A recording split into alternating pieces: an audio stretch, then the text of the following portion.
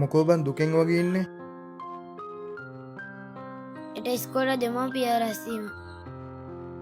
පන්ති හැමෝම එයාලගේ අම්මයි තාත්තයි එක්කන් එතකොට මං ඉතින් උඹත් අම්මව එක්කම් ඵලයන් බං. ඉතින් අම්මා කොහෙද අපිට ඉන්නේ? එහෙමද? ඉතින් අපිට අපේ අම්මා හිටියොත් මොන වගේ දේවල්ද කරන්නේ?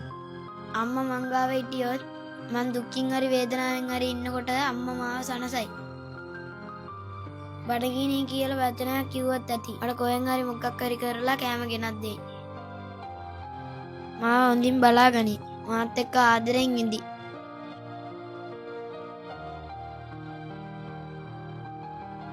එහෙනම් අර දොරේ අත වැදුනා වගේ බොරුවට කෑ ගහන්නකෝ. ආයි අම්මේ අත වැදුනා. මොකෝ මල්ලි උනේ? අත වැදුනා අක්කේ. මොකද්ද කරන්න ගියේ? හරි හරි කමන්න. රිදෙන්නේ නැහැ දැන්. පරිස්සමෙන් මල්ලි.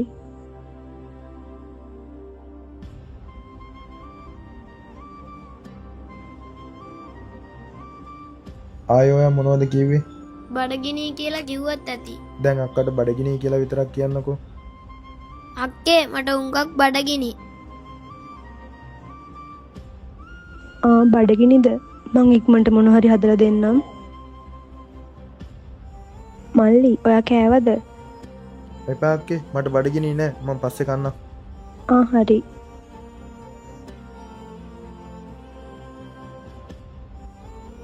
දැන් කියන්න මල්ලි අපිට අපේ අම්මා ඉන්නව නේද? එහෙනම් කියන්න දැන්. හෙට කාවද රැස්වීමට එක්කන් යන්නේ? අපේ අම්මව. අම්මා නැති ගෙදරක අක්කා තමයි මල්ලි අම්මා වෙන්නේ.